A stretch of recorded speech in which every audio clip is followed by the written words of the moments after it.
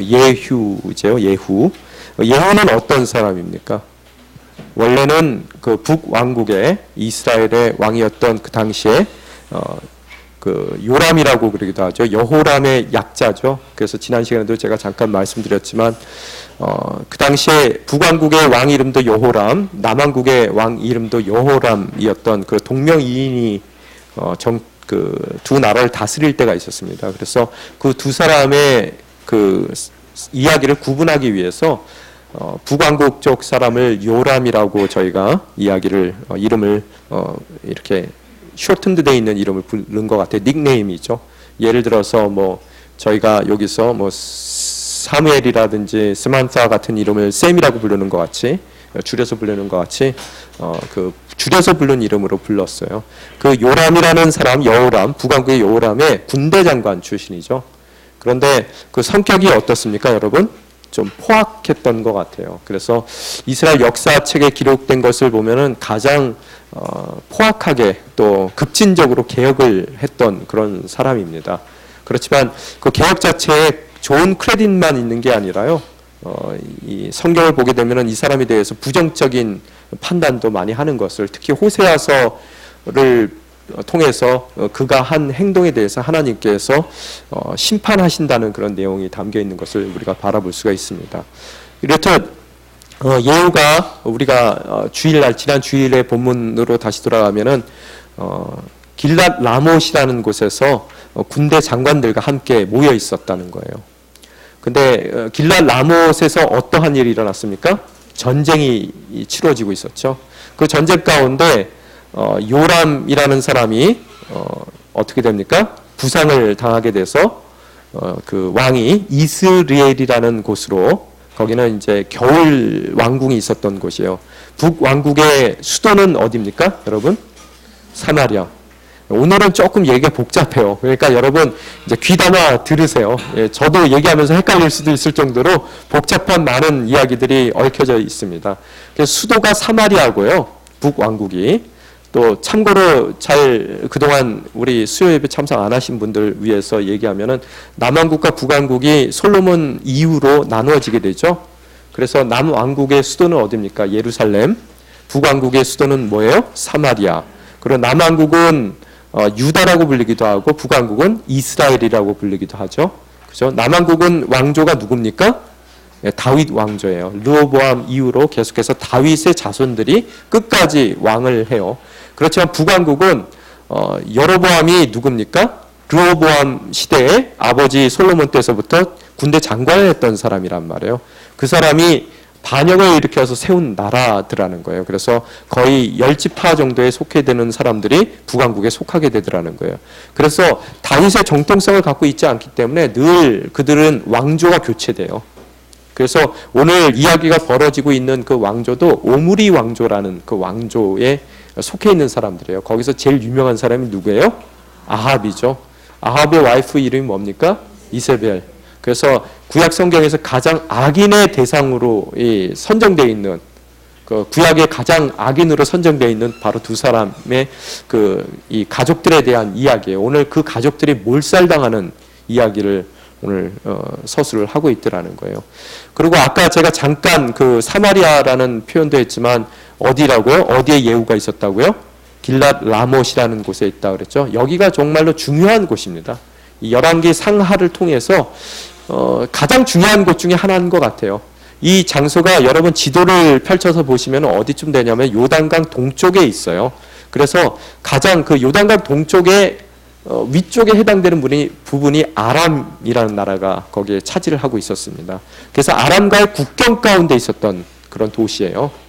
그래서 원래는 이스라엘에 속해 있었는데 그것을 아람이 빼앗아 갖고 또 서로 빼앗기고 또 빼앗는 그런 과정 가운데 있었던 그런 성이라는 거예요. 여기가 왜 이렇게 중요한가 보면은 여러분 성경 가운데서도 벤 하닷이라는 사람 이야기가 나오죠. 아람 왕이에요. 벤 하닷의 이야기가 쭉 그동안 나왔었는데 그 사람과 전쟁을 했었던 누가 있습니까? 아합 혼자서 했습니까? 남왕국의 여호사밧을 끌어들였죠. 그죠? 그래서 아합이 가장 번성기를 이루었을 때 아합이라는 사람이 악의 대표이기도 하지만 문제는 뭐냐면 그가 이스라엘 북왕국의 가장 번성기를 이루었던 왕이에요. 그런데도 불구하고 그가 하나님을 저버린 그런 우상을 숭배했던 왕이란 말이에요. 그 이유가 뭡니까? 이세벨이라는 아내를 잘못 들여서 그래요. 시돈 쪽 사람을 페니키아라고 그러죠. 페니키아는 어디냐 하면요, 이렇게 지중해 쪽에서 이스라엘 위쪽에 붙어 있는 나라입니다. 그래서 상업이, 무역이 굉장히 활발했던 그런 나라예요. 그래서 바알의 신전이 있었고, 그 바알 숭배의 본고지가 바로 그쪽에 있는데, 그쪽에서 이세벨이라는 그 딸을 데려다가 결혼을 하는 바람에 그 딸과 함께, 이세벨과 함께 하나님의 그 약속의 땅인 이스라엘에 이 바알 숭배가 들여오게 되더라는 거예요. 그래서 원래는 이렇듯 초기에 두 왕국이 갈라지는 과정 가운데 솔로몬의 왕국이었었는데, 솔로몬이 범죄하는 것으로서 하나님께서 그 두 왕국으로 나누는 과정 가운데서 서로 적대 관계였단 말이에요. 근데 아합이 얼마나 뛰어난 사람이냐 하면 그런 적대 관계를 동조하는 관계로, 서로 협력하는 관계로 만들어놔요. 어떻게요? 결혼을 통했어요. 그래서 자기의 딸인 누구예요? 아달랴를 시집 보내요. 누구에게요? 그 여호사밧이라는 좋은 왕이 있었어요. 성경에서는 그를 굉장히 칭찬하는 왕인데, 그 왕이 다른 건 다 잘했어요. 그렇지만 아들 결혼 문제만큼은 못 풀었어요. 그래서 그 아들 여호람이라는 아들이 있었는데, 그 아들과 누구를 결혼시켜요?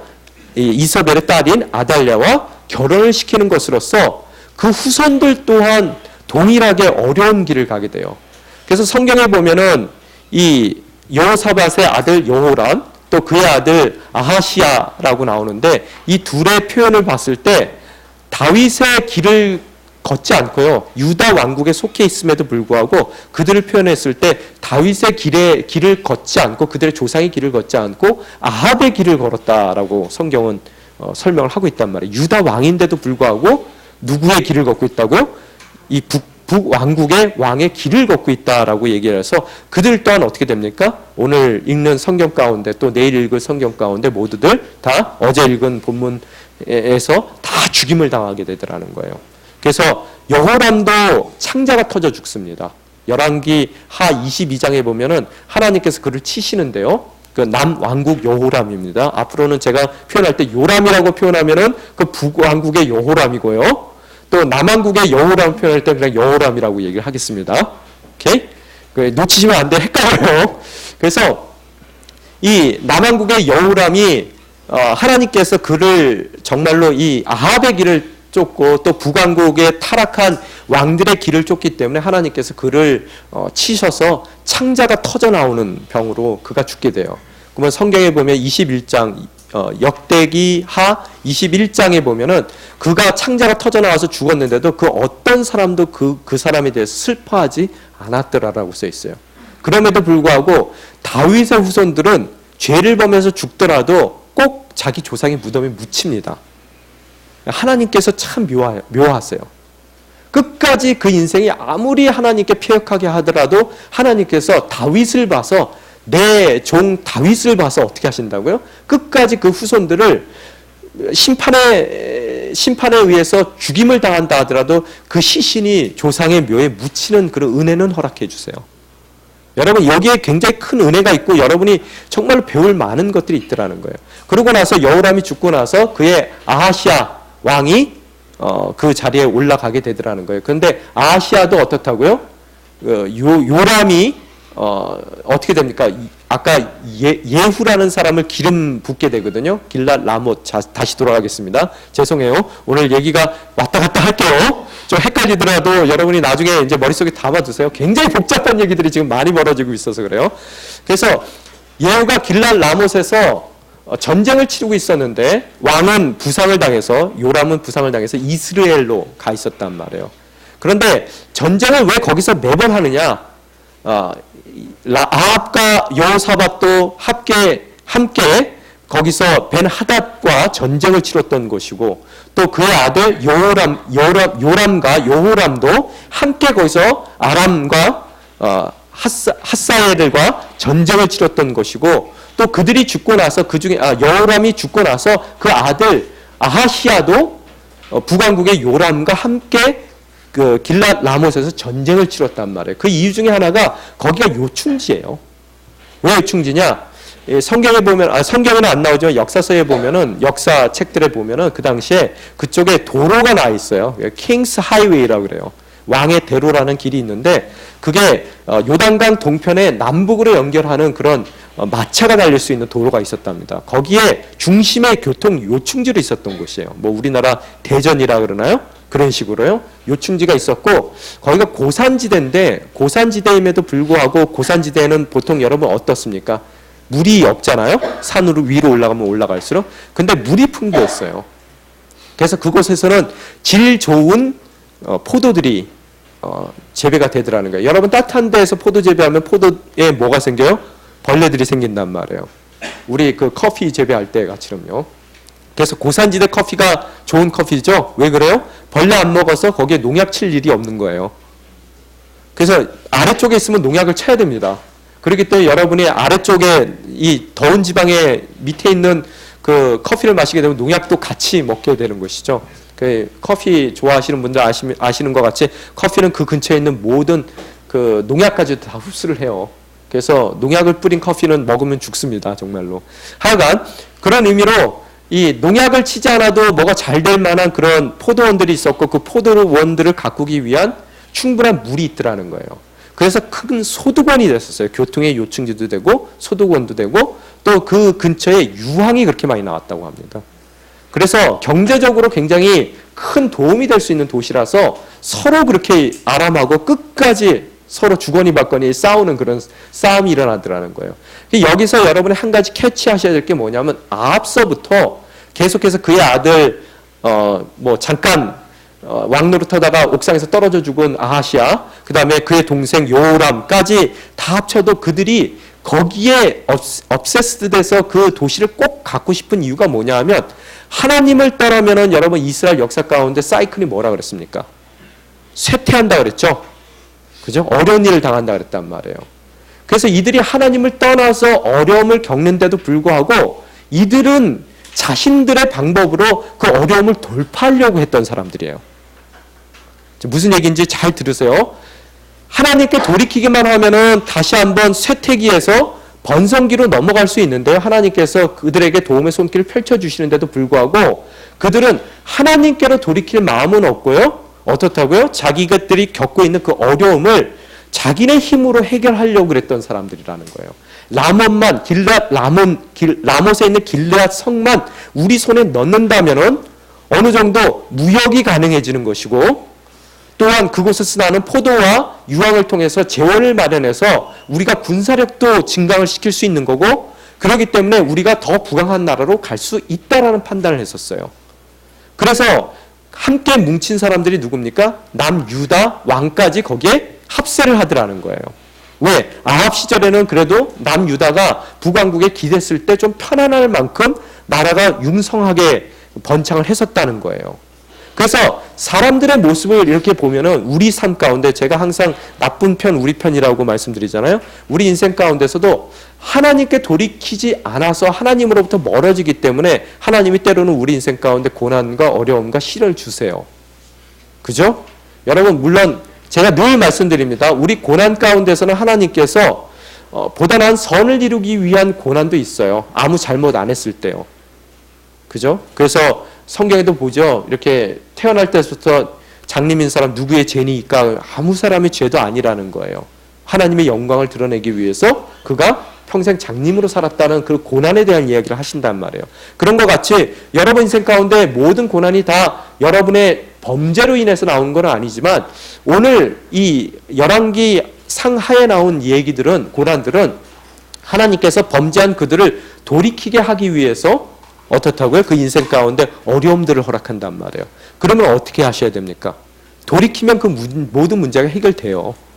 그런데 사람들은 이 강팍한 사람들의 특징은 돌이키는 간단한 문제가 있는데 안 돌이키고 자기들의 스스로의 방법으로 그 문제들을 해결하려고 그런단 말이에요. 그러다 보면 어때요? 더 깊은 수렁에 빠지게 된다는 것을 여러분이 오늘 성경의 말씀을 통해서 얻으셔야 된다는 거예요. 여러분 인생 가운데 때로는 하나님께서 여러분을 놓지 못하세요. 여러분 간대는데 집 나가는 자녀를 쉽게 놓습니까? 나 집 나갈 거야. 이제 독립이야, 독립. 그리고 탁 부모한테 손 탁 치고 나가요. 말도 안 듣고. 그러면 그래, 속 시원하다. 잘 나갔다. 그래갖고 여러분 번호 바꿉니까? 이사 가버려요? 어떻게 하세요? 아무리 속색이는 자식이라 하더라도 나간다 그러면은 그거 못 나가게 붙잡는 거고요. 그 나가서 돌아오기를 기다리기 위해서 어떻다고요? 늘 그 자리에 서서 기다리는 그 부모의 모습을 성경을 통해서도 바라볼 수 있다는 거예요. 하나님께서는 북이스라엘이 돌아오기를 원하시는 거예요. 그러나 돌이키지는 않고 어떻다고요? 이제는 자기네 힘으로 어떻게든 그 역경을 펼치고 나가려는 그런 마음이 있더라는 거예요. 길랏 라못을 갖고 있었던 그들 또한 오늘 성경에 보면 어떻다고요? 70명의 아들들이 있다 그랬어요.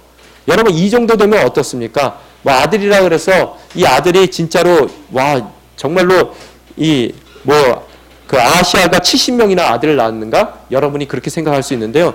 아들이라는 말을 갖다 벤이라는 단어를 쓰는데요. 이게 베님이라는 단어예요. 여기서는 복수형인데 그 단어가 우리말에서는 아들을 곧장 그 아들로 얘기하지만 자손들을 뜻하는 의미예요. 그래서 여기에 손자가 포함되어 있을 것입니다. 많은 손자들이 포함되어 있을 거예요. 그러면 70명 손자를 뒀어요. 대 끊길 일이 있습니까? 여러분 어떻게 생각했어요? 70명의 아들들이에요. 여기 다른 카운트 안 돼 있어요. 예, 아들만 70명이에요. 뭐 아무리 큰 사고가 난다 하더라도 대 끊길 일이 없다라고 판단한단 말이에요. 자, 길랏 라못을 갖고 있어요. 또 사마리아 성이 굉장히 멋지게 세워진 성입니다. 아합이 돈 많을 때요. 그때 정말로 견고히 만든 성이에요. 그 성이 있습니다. 그 안에는 전차가 있고요. 그 안에는 말이 있고요. 오늘 성경에 얘기하는 것 같이 뭐라고요? 그 안에 무기도 있어요. 70명의 왕자들이 있습니다. 여러분 사람들이 생각했을 때는 이 정도라면 어떠한 시련이 와도 끄떡없을 거라고 생각한다는 거예요. 이 얘기가 여러분 인생 가운데 돌이켜봤을 때 우리 인생 가운데서도 여러분이 만약에 우리는 뭐 아들 70명 이런 건 별로 관심이 없어요. 요새는요. 그죠? 대신 셋 정도 아들이 있다. 아니 둘 있다. 근데 얘네들이 다 어디예요? 하나는 하버드, 하나는 예일이에요. 러스쿨 다녀요. 자, 하나는 의대 다닙니다. 그 정도의 아들들이 있는 거고 여러분이 밴쿠버에 땅값 올리기 전에 집을 여러 채 사놨어요. 자, 다운타운에도 몇 개 있습니다. 저 웨스트밴에도요. 몇 개 있고 은행에도 정말로 꼬박꼬박 돈을 모아놔가지고 잔고가 두둑해요. 그럴 때 여러분은 생각할 때 뭐라고 생각해요? 한국에도 집 안 팔고 갔는데 아직까지 전세금 올라가지고 참 좋아요. 그런 넉넉함을 갖고 있으면 여러분 입장 가운데서 뭐라고 생각하냐는 거예요. 야, 내가 내 힘으로 얼마든지 할 수 있다라고 생각한단 말이에요. 하나님께 돌이켜야 되는데 돌이킬 그 기회를 오히려 이 많은 것들 때문에 잃게 되는 역사가 일어날 수도 있다는 거예요. 오늘 여러분이 여러분의 모습을 비춰봐야 된다는 거예요. 어떻게 됩니까? 한 방에 다 날아가요. 여러분 사람들의 생각이 뭐냐 하면은 하나님을 오래 참으세요. 하나님은 노하기를 더디하시는 분입니다. 어떻게 하든 한 사람이라도 더 하나님께 돌이키기를 원하시기 때문에 심판을 늦추시는 분이세요. 오늘 사실은 제가 이 성경 말씀 어떻게 말씀을 증거할까 지금 굉장히 고민을 많이 하고 왔습니다. 왜 그러냐면은 읽어보니까 주제가 뭐냐 저는 주제부터 찾아내거든요. 주제가 뭐냐 잘못하면 벌 받는다예요. 너무 간단하잖아요. 당연한 거고. 그래도 여러분 수요일날 오셨는데 제가 그보다 더한 얘기는 해야 될 거 아니에요. 더 깊은 얘기를. 근데 아무리 깊은 얘기를 찾으려고 그래도 잘못하면 죽습니다예요. 하나님은 심판하신다는 얘기고요. 그 이상의 것이 없습니다. 그러면서 제가 주님 요거 말고요 다른 거 제가 계속 기도했어요. 오늘 아침에도 계속 제가 지금 좀 허리가 좀 이상이 있어서 지금도 복대를 차고 있는데 눕지도 못하고 앉지도 못하고 지금 좀 그러고 있습니다. 그런데 그래서 제가 서서 계속 기도를 했어요. 주님 좀 더 깊은 인사이트를 좀 주세요. 이거 잘못하면 심판받습니다. 이거 누구나 아는 얘기인데 제가 그 얘기를 또 해야 되겠습니까? 안 주세요. 그래서 제가 마지막에 들어오는데 주님이 그러시더라고요. 본질의 충성되이 임하라. 가장 근본적인 것에 대해서 충성되이 저희들이 주님 말씀 붙들라라고 주님께서 음성을 주시더라고요. 딴 거 없어. 그러시는 거예요. 여러분 잘못하면 심판받습니다. 오늘 바로 그 얘기예요. 딴 거 없습니다. 너무나 당연하고 간단하고요. 또 기본적인 거라서 여러분 이게 쉬운 게 아닙니다. 왜? 쉬우면 우리가 죄를 안 짓고 살아야죠. 그런데 여러분 오늘도 얼마나 여러분의 삶을 돌이켜봤을 때 죄 많은 삶을 살았냐는 거예요. 저도 얼마나 많은 죄를, 그거 말고 딴 거 하는 그 매달림 가운데서 가만히 생각해 보니까 하나님의 말씀을 있는 그대로 전하기보다는 뭔가 사람들에게, 이 성도들에게 인사이트를 줘야 되겠다라는 그런 욕심이 들어가 있었던 것 같아요. 저한테요. 그래서 말씀을 있는 그대로 증거해야 될 제가 잘못해서 그 한 발을 잘못 들여서 뭔가 인사이트를, 사람들이 정말로 성도들이 들었을 때 감동이 될 만한 인사이트를 찾아야 된다는 그런 생각을 가졌던 것 같아요. 그래서 제가 들어오는 길에 제가 사무실에서 앉아가지고 회개했어요. 주님 잘못했습니다. 제가 인사이트를 줘서 사람들을 감동시키는 게 제 부르심이 아니라 하나님께서 불러주신 것은 있는 그대로 그것이 어떻든 간에 그것을 여러분께 선포하는 것이 제 잡인데, 제 하나님께서 불러주신 부르심인데 제가 그것을 놓쳤습니다. 잘못했습니다. 그러고 들어왔어요. 여러분, 하나님은 더디하시지만, 노하기를 더디하시지만 어떤 하나님이에요? 절대로 여러분의 죄를 간과하시는 하나님이 아니세요. 그러면 어떻게 해요? 목사님, 지금 큰일 났는데 어떡합니까? 이 많은 죄, 제가 알고 있는 죄도 이렇게 많은데 제가 모르는 그런 죄가 얼마나 많겠습니까? 여러분 지나다 보면 그러잖아요. 누가 저 때문에 상처받은 사람들 얼마나 많아요. 저는 몰랐어요. 까맣게. 그죠? 제가 우연하게 던진 그 한마디 때문에 막 상처를 받아가지고 저는 그 말에 전혀 마음을 안 담았지만 듣는 입장 가운데서 그 말을 마음에 담았단 말이에요. 그죠? 그러면서 여러분이 던지는 그 말 가운데서 실족하는 그런 경우가 얼마나 많아요. 우리는 까맣게 모르고 있단 말이에요. 그럼 그런 죄까지 그러면 주님 어떻게 하십니까? 그것 때문에 제가 심판 받아야 되겠습니까? 어떻게 하셔야 돼요? 돌이키시면 돼요. 어떻게 돌이켜요? 예수의 십자가를 바라보라는 거예요. 늘 말씀드리지만 가만히 있으면 제자리가 아닙니다.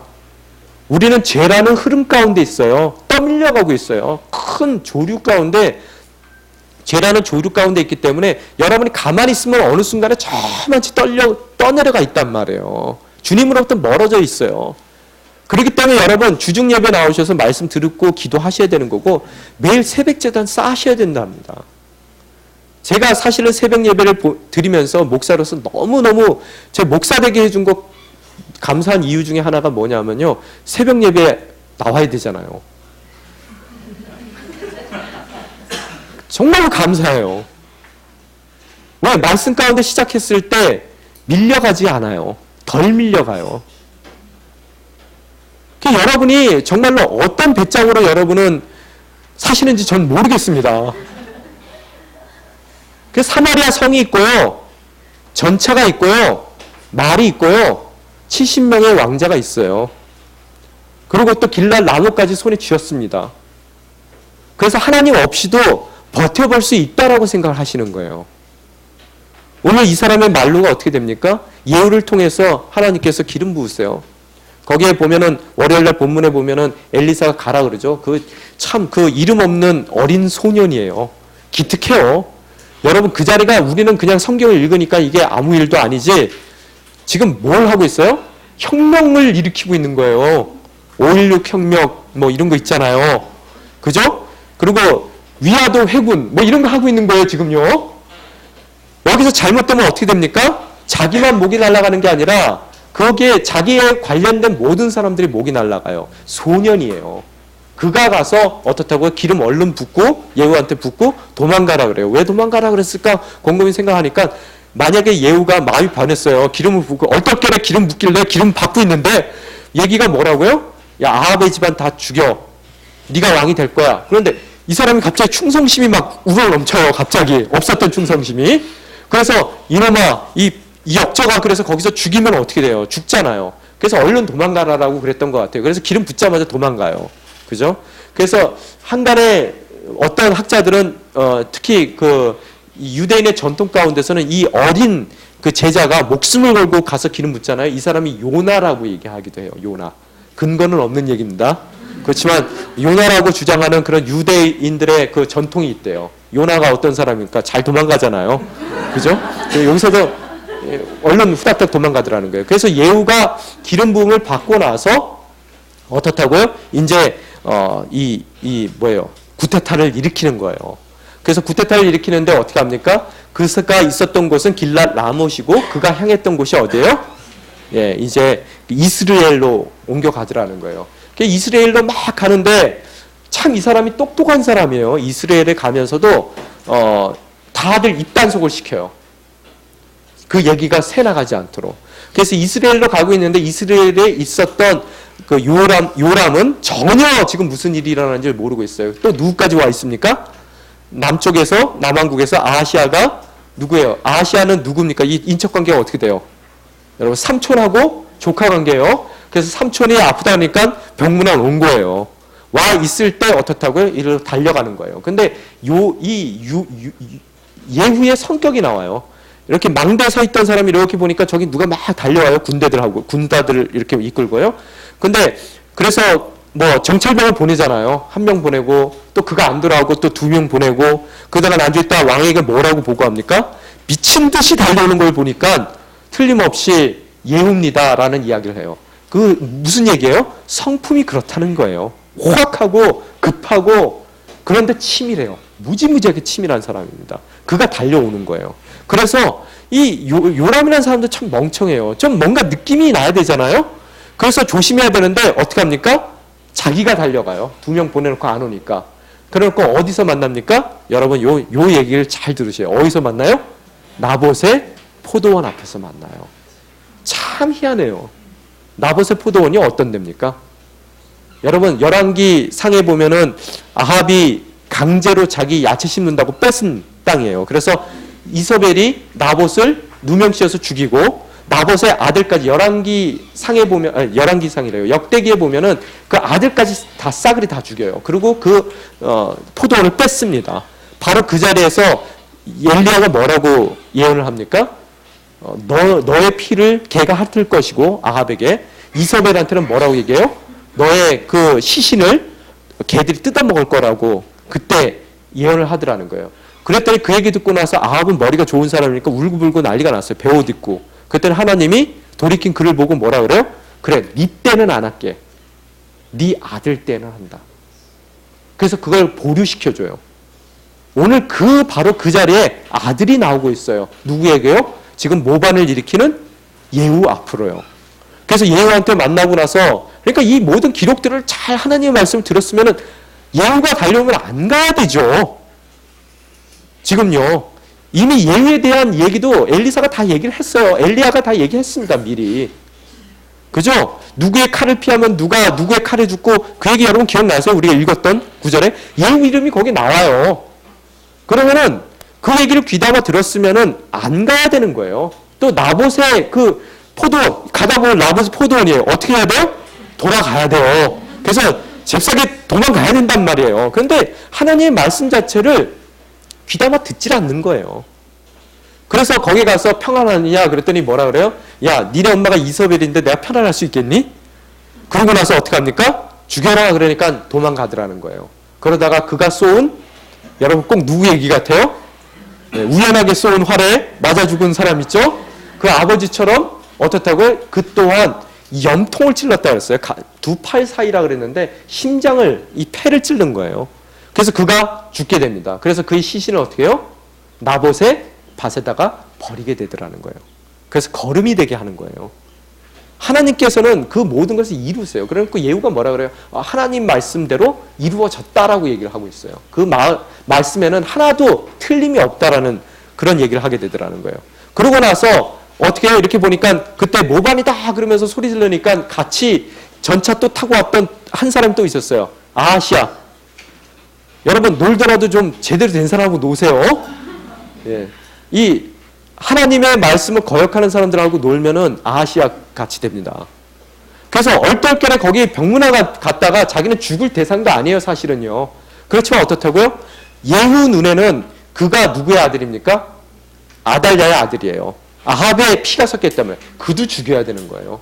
쫓아가 죽이라 그래서 그가 도망가게 돼서 어디로 도망갑니까? 그가 사마리아 쪽으로 도망갔던 것 같아요. 그래서 성경에 보면은 그가 얘기했던 것이 벤 하간으로 도망갔다라고 27절에 써 있는데, 벤 하간이 이스라엘과 그 사마리아의 중간에 있는 도시입니다. 그쪽으로 도망가다가 어떻게 된다고요? 부상당하고 끝내는 어디다고요? 묵깃도에서 죽게 되더라는 거예요. 그런데 그는 어떻게 돼요? 어디에 묻힙니까? 다윗의 무덤에 묻히게 되는 은혜를 입게 되더라는 거예요. 왜? 할아버지가 자기 조상이 다윗이에요. 오늘 여러분이 그 다윗이 되어야 된다는 얘기를 하고 있어요. 성경은요. 그러고 나서 이스라엘로 갔어요. 예후가. 누가 버티고 있습니까? 여기 참 멋진 여자예요. 보면 인간적으로 보면요. 자기가 벌써 이미 다 듣고 나서 자기 죽이러 오는 줄 알고 있어요. 그래서 어떻게 합니까? 눈화장서부터 고쳐요. 머리를 빗습니다.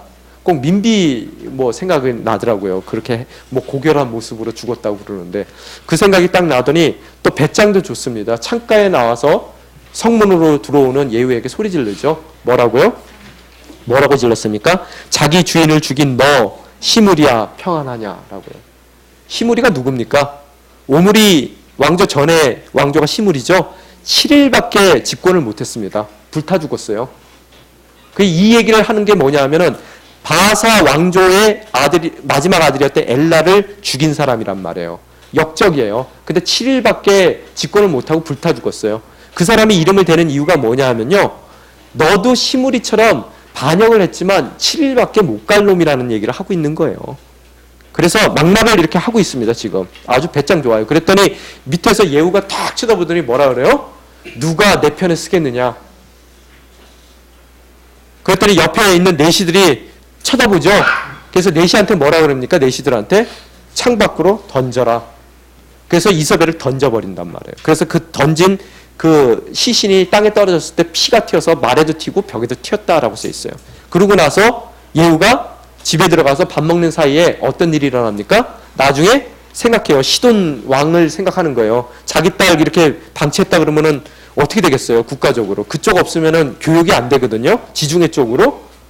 그래서 예후가 나중에 예후가 통치할 때는 굉장히 나라가 그 살림이 어려워져요.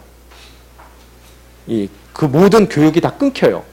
그래서 아달랴가 또 있죠. 남아있죠. 남쪽에요. 아달랴가 모든 다윗의 아들들을 다 죽이고 자기가 여왕이 되거든요. 그러면서 시돈하고 연결이 됐었겠죠. 그러면서 이 예후를 굉장히 못 움직이게 딱 쌓았겠죠. 그래서 굉장히 어려움을 많이 당하게 되는데, 죄송해요. 복잡한 얘기 많이 해서요. 나중에 읽으시면 제가 한 얘기들 다 이해가 될 겁니다. 그래서 하여간 던졌는데 그 시신을 나중에 수습하라고 묻어주라고 그랬더니 내려가 보니까 뭐만 남았어요? 해골하고 손바닥하고 발만 남았다 그랬습니다. 여러분 한번 생각해 보세요. 그래서 뭐라고 얘기합니까? 과연 여호와께서 자기 종 디셉 사람 엘리야를 통해 하신 말씀대로구나. 이게 오늘 증거예요. 여러분 인생 가운데서도 여러분이 돌이키지 않는다면 우리 중에 안 돌이켜야 될 사람 하나도 없습니다. 저도 돌이켜야 되는 사람이에요. 우리 중에 안 돌이켜야 될 사람, 돌이킬 필요가 없는 사람은 단 한 명도 없다는 얘기를 말씀을 드리는 거예요. 우리가 돌이키지 않았을 때 우리 또한 그 심판의 대상이 되는 것이고, 그 심판 가운데서 사람들이 뭐라 그런다고요? 과연 여호와께서 말씀하신 대로구나라는 고백이 그들 입술 가운데 나올 수밖에 없는 그런 처참한 환경 가운데 몰릴 수밖에 없다는 것을 여러분이 아셔야 된다는 거예요. 매일 돌이키세요.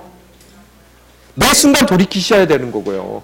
안 그랬을 때 우리는 저같이 떠밀려가 있는 거고, 그 결과가 바로 오늘 이서벨과의 같은 죽음 마지막 순간이 될 수도 있더라는 것을 여러분이 아셔야 된다는 거예요. 그러고 나서 오늘 이 아합이 이제는 아합이래요. 예후가 길랄 라못에서 어디로 움직였다고요? 이스라엘로 움직였다가 그 이스라엘 가는 길에서 라봇의 그 포도원 근처에서 누구죠? 요람을 죽이고요. 그 다음에 이스라엘로 갔다가 이스라엘에서 어떻게 된다고요? 사마리아로 갔다가 이스라엘에서 누구예요? 이서벨이 있었던 왕궁으로 갔다가 이서벨이 죽고 나서 지금은 어디로 움직이고 있다고요? 사마리아로 움직인 거예요. 오케이? 사마리아로 움직이기 전에 뭘 했냐면 사마리아 성에는 수도 성에는 누가 있었어요? 70명의 왕자들이 있었단 말이에요. 또한 그 왕자들을 둘러싸고 있는 아합의 집안의 충성을 다했던 그런 모든 관직에 있던 사람들이 다 거기에 모여 있더라는 거예요.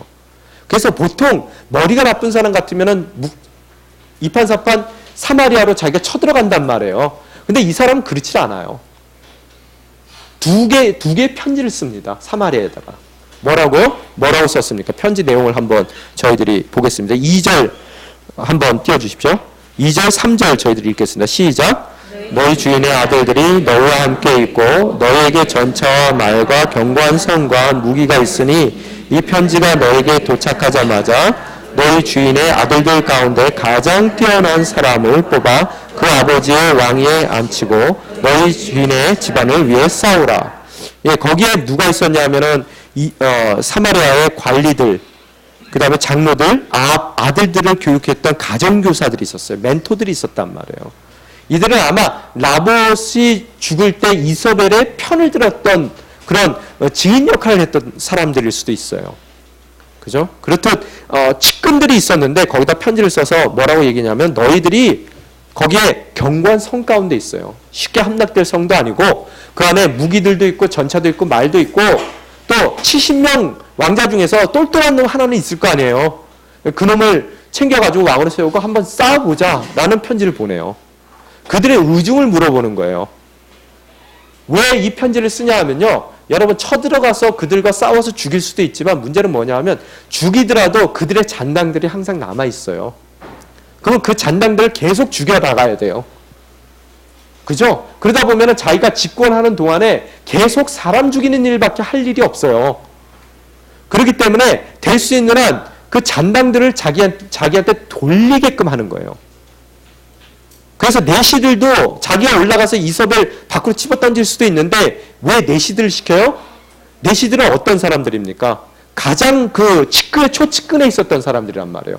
그들을 배신시키는 것으로서 자기 편으로 끌어넣는 거예요. 함께 그들을 처단한 그런 공신들이 돼버리는 거예요. 그렇게 해서 자기 사람을 지금 만드는데 어떻다고요? 이들에게 편지를 쓰는 거예요. 니네들 할 수 있으면 한번 해봐라. 내가 갈 테니까 한번 니네들 모든 것을 다 정비해가지고 한번 나하고 맞서봐라라고 편지를 쓰고 있단 말이에요. 얼마나 무시무시한 얘기입니까? 그런데 그들이 그 편지 받고 나서 어떻게 됐다고요? 4절에 보면 그들은 매우 두려워했어요. 그 두려워한 이유가 뭐냐면은 두 왕, 이 북이스라엘 왕도 그 손에 죽었고 남유다의 왕도 이 사람 손에 죽었단 말이에요. 두 왕을 죽인 사람은 우리가 어떻게 감당하겠느냐라는 이야기를 하더라는 거예요. 그러고 나서 막 고민을 해요. 그러면서 거기에 5절에 보면 5절 한번 읽겠습니다. 시작. 그래서 왕궁 관리와 성독과 장로들과 아합의 아들들을 교육하던 사람들이 예후에게 신문훈꾼을 보내 이렇게 말했습니다. 우리는 당신의 신하니 당신의 명령은 무엇이든지 따르겠지만 왕을 세우지는 않겠습니다. 그냥 당신이 보기에 좋은 대로 하십시오. 여기에 왕궁 관리, 이제는 그 대상들이 정확하게 누구라는 것을 표현되고 있어요. 왕궁 관리라는 것은 지금으로 얘기하면 국무총리예요. 그 아합의 집안을 대신해서 행정적인 업무 총괄을 관리했던 그 국무총리에 해당되는 사람입니다. 또 선의 총독이라고 하는 것은 시장이에요. 시장. 국무총리, 시장, 그 다음에 어떻다고? 장로들, 기타 장관들을 뜻하는 거고요. 그 다음에 어떻다고? 아합의 아들들을 교육시켰던 아들들의 멘토들이에요. 가장 초측근들이고 모든 사마리아 성에 있는 정권을 쥐고 있던 사람들입니다. 그들이 뭐라고? 무섭기 때문에 우리는 도저히 그를 맞설 수도 없고 뭐라고 얘기합니까? 예후에게 당신의 신하라고 얘기를 하고 있더라는 거예요. 그러면서 뭐라고? 당신의 명령은 다 따르는데 한 왕자를 왕으로 세우고 싸우라는 명령은 도저히 따를 수가 없습니다. 그것만큼은 우리가 불순종하겠습니다. 그리고 나머지는 당신이 원하는 대로 다 하겠습니다 하고 벌써 머리를 숙이고 들어오더라는 거예요. 두 번째, 그 첫 번째 편지에. 그래서 6절에 보면은 두 번째 편지를 예후가 또 쓰게 되는데요. 뭐라고 써 있습니까? 너희가 만약 내 편이 내 말을 듣겠다면, 여기 듣겠다면이라는 단어는 여러분이 잘 아는 쉐마라는 뜻이에요. 쉐마라는 단어거든요. 근데 쉐마라는 단어가 듣는다는 얘기뿐만 아니라 그 들은 이야기에 동의한다는 의미를 담고 있고요. 동의한다는 것으로 끝이지 않고 그것을 삶 가운데 새기고 삶을 살아낸다는 뜻이에요. 그래서 이들이 지금 적으로 있었지만 예후에 대해서 정말로 그들이 한 얘기를 정말로 듣겠다라고 다짐하고 그들에게 그에게 충성을 맹세하는 그런 새로운 그 시대의 그런 사람들로 그들이 결정하고 나온다면 어떻다고요? 머리를 내일 이맘때까지 모든 아들들의 머리를 이스라엘에 있는 내게로 가져오라 그래요. 쳐들어가는 게 아니라 그 안에서 자기들 손으로 모든 70명의 왕자의 목을 베서 그 머리를 갖고 오라고 얘기를 하고 있어요. 이스라엘로요. 너무나 잔인하죠? 그죠? 그래서 어떻게 됩니까? 편지가 도착하자마자 어떻게 돼요? 7절에 보면 이들이 정말로 최측근들이 어떻게 된다고요? 70명 다 잡아다가 목을 맵니다. 그래서 그 목을 바구니에 담아서 갖다 주게 되더라는 거예요. 잘 들으세요. 여러분, 하나님께 돌이키지 않고 여러분 힘 스스로 하고자 해서 여러분이 모아놓은 측근들, 여러분을 도와줄 거라고 생각하는 모든 사람들이 정말로 하나님의 심판이 떨어졌을 때는 여러분 옆에 서 있지 않습니다. 잊지 마세요. 아무리 내가 피를 섞은 사람 같아도 하나님의 심판이 임했을 때는 그 사람들이 내시들이 이서벨을 창밖으로 던지고요. 오늘 70명을 보호하고 있었던 보호막과 같은 이 정말 그동안 동고동락했던 바로 이 사람들이 멘토들이요. 직접 70명의 목을 잘라서 그 목을 예후에게 보내는 일이 일어나더라는 거예요. 여러분, 마음의 동기가 하나님께 가 있는 사람들은 그 모든 그들의 협력 가운데서 그들이 함께하는 것 가운데서 결단코 그들은 목숨 아까워서 자기 목숨 때문에 해야 될 일을 버리질 않습니다. 그렇지만 아합도 자기를 위해서 그 아합의 자녀였던 요람도 자기를 위해서 했었던 그 일 가운데 모이는 사람은 다 자기를 위해서 모이는 사람들이에요. 여러분, 하나님이 주신 꿈을 위해서 모이는 사람들은 그 꿈을 위해서 모두가 목숨을 버릴 수 있는 사람들이지만 다 자기의 이득을 위해서 모이는 사람들은 자기의 이득과 상충될 때 다 여러분의 곁을 떠난다는 것을 오늘 여러분이 아셔야 된다는 거예요. 무슨 얘기인지 이해가 되십니까? 그래서 우리에게는 방법이 없어요. 돌이키는 방법밖에 없다는 거예요. 그러고 나서 성문에다가 두 무더기로 머리를 싸놔요. 75니까 여러분 뭐 큰 머리도 있고 작은 머리도 있겠죠? 그죠? 어떤 머리는 2배만한 머리도 있을 거예요. 뭐 70명 되니까 뭐 그 중에서는 큰 머리도 있고 작은 머리도 있을 거니까 그래도 한 35개씩 이제 양쪽에 싸놨을 거란 말이에요. 여러분 생각해 보세요. 사람들이 그걸 본다고 생각하세요. 그 가운데 서서 연설을 합니다. 뭐라고 연설해요? 9절에 보면 너희는 죄가 없다는 거예요. 너희는 죄가 없다. 백성들에게 뭐라고요? 가만히 있었던 너희들, 그냥 모르는 척하고 있었던 너희들은 죄가 없다는 거예요. 죄는 누가 있다고요? 누가 있다면은 바로 내가 했으니까 만약에 죄가 있다면 굳이 내가 있다는 거예요. 또한 이 죽은 사람들, 왕을 내가 죽였기 때문에 내가 만약에 죄가 있다면 내가 있는 거고, 이 죽인 사람들, 지금 머리의 주인들을 죽인 사람들이 누가 죽였다고요? 그들을 추종했었던 측근들이 죽였다는 거예요. 그래서 이전에 아합 왕조의 추종자들이, 권력들이, 세력층들이 다 지금 누구 뒤에 서 있다고요? 내 뒤에 서 있다는 것을 얘기하고 있다는 거예요. 그런데 뭐라고 얘기냐면은 10절에 보면은 다음과 같이 얘기합니다. 저희가 함께 읽겠습니다. 시작. 여호와께서 아합의 집을 향해 하신 말씀 가운데 어느 것 하나도 땅에 떨어지지 않는다는 것을 알아야 한다.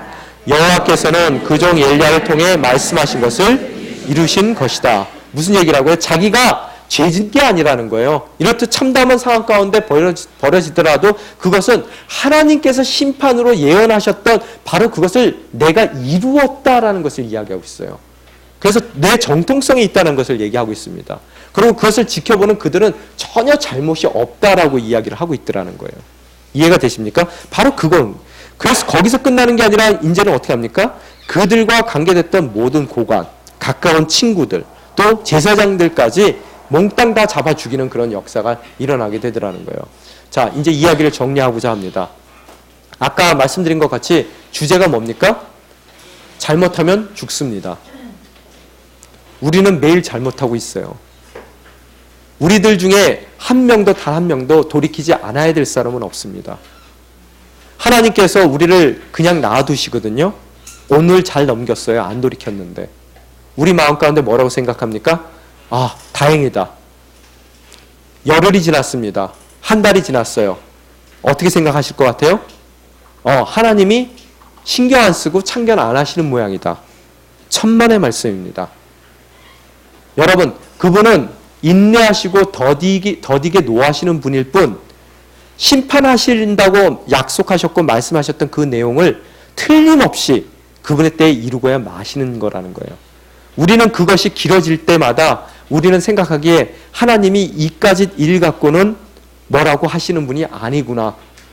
그 일이 처음에는 요만큼 됐다. 그 다음에는 이만큼이 되고 우리 인생 가운데 모든 하나님의 보시기에 패역한 것으로 가득 찼지만 우리는 심판을 두려워하지 않는다는 거예요. 오늘 이스라엘 백성이 솔로몬의 시대 가운데에서 또한 이 분열의 왕국 가운데에서도 계속 패역하게 살았지만 하나님의 절대적인 심판이 안 올 거라고 생각했습니다. 그렇지만 어떻다고요? 그래서 마음 놓고 범죄했던 그들 인생 가운데 무슨 일이 일어납니까? 바벨론 사람들이 쳐들어와서 성전을 짓밟고 그 성전에 있는 모든 기물들을 다 파괴하는 그런 엄청난 일들을 그들이 겪게 되더라는 거예요. 그에게 갑자기 겪는 일이 아니라 뭐라고요? 하나님께서 참고 계시다가 인내하시다가 이제에서야 그 심판을 하신다는 거예요. 우리 인생 가운데서도 마찬가지라는 거예요. 날마다 돌이켜야 됩니다. 또한 여러분이 기억하셔야 될 게 뭐냐 하면은 예후 이 사람은 어떤 사람인가? 정말로 이 사람이 심판을 할 만한 사람인가? 오늘 여러분 이 성격이 심판할 만한 성격입니까? 아하시아도 죽여야 될 사람은 아닙니다. 아합의 집안을 죽이라 그랬지 사실은 아하시아 집안 그 아들도 43명인가요? 내일 본문 말씀이죠. 43명인가요? 그 지나가다가 우연하게 만나요. 그랬더니 너네 어디 가니? 그랬더니 저기 이사벨한테 인사하고 그 요람한테 병문안 가요. 그리고 아하시아의 아들들이 병문안 차 지금 남쪽에서 올라오고 있어요. 어떻게 해요? 사로 싹 잡아가지고 다 한꺼번에 모든 사람들 다 멸절시켜버립니다. 다 죽여버려요. 여러분 물론 이 사람이 한 일이 있습니다. 나중에 보면은 바알 섬겼던 모든 제사장들 다 모으죠. 한 방에다 널어놓고 한 명도 살리지 않고 다 죽여요. 그런 모습이 있다는 거예요. 그럼에도 불구하고 이 사람에 대한 평가는 30절에 나옵니다. 이 10장 30절에 보면은 여러분 뭐라고 써있냐면 29절에 보면 뭐라고 써있냐면요. 그러나 예후는 이스라엘을 죄짓게 한 느밧의 아들 여호보람의 죄, 곧 베델과 단에 있는 금송아지를 섬기는 죄의 길에서 돌아서지 못했습니다. 써 있어요. 바알은 청산했는데 금송아지 문제를 청산 못했어요. 어디에 금송아지가 있었습니까? 베델과 단이죠. 이거 왜 세웠어요? 여로보암이. 남쪽에 못 가게 하려고 그러는 거예요. 남한국에 못 가게 하려고요. 거기 갔다가 회유될까 봐요. 자기의 정치 생명을 지키기 위해서 하나님을 버린 행동이 바로 이 금송아지 사건이에요. 이 얘기는 뭐냐면은 예후가 전적으로 하나님의 쓰임받기 위해서 즉 하나님의 도구로 들려진 게 아니에요. 내가 왕노릇하면서 나도 떵떵거리고 뭔가 권력을 휘둘러보고 싶은 마음 가운데서 그가 하나님의 어쩌다가 하나님 손에 들려져서 쓰임을 받은 거라는 거예요.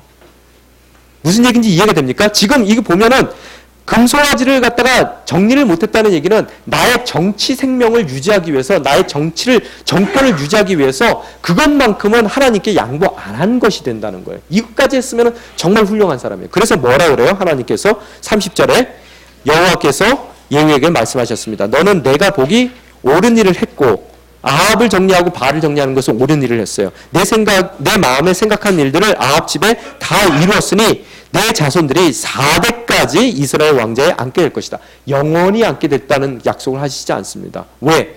그 마음을 알아요.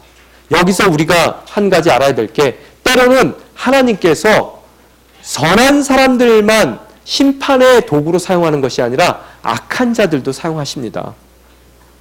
우리가 인생을 살다 보면은 이전에 잘못했던 사람들에 대해서 우리가 심판자로 쓰는 경우가 있어요. 그러면은 그 사람들을 척결하면서 우리는 의로운 사람이라고 생각하거든요. 거기나예요. 다시 말씀드립니다.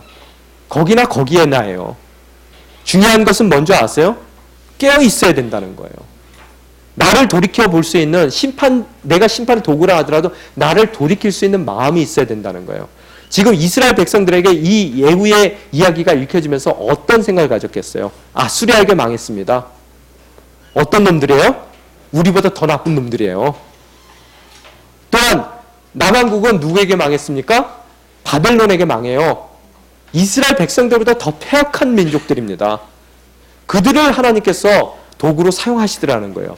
결단코 여러분이 심판의 도구가 됐다 그래서 여러분이 심판하는 받는 사람보다 더 정의롭다라고 의롭다라고 생각하시면 안 된다는 거예요. 그럴수록 어떻다고요? 더 두려움 가운데에서 자신을 돌이켜볼 수 있는 그런 지혜가 있어야 됩니다. 그럴 때 동일한 심판이 내 인생 가운데 반복되지 않아요. 예후는 심판받습니다. 호세아서 1장 4절에 보면 예후의 모든 패역한 모습 때문에 이스라엘을 하나님께서 멸절하신다라고 호세아서에 써 있어요. 동일한 일들을 겪게 되더라는 거예요. 오늘 우리가 함께 말씀 붙들고 나아가길 원합니다.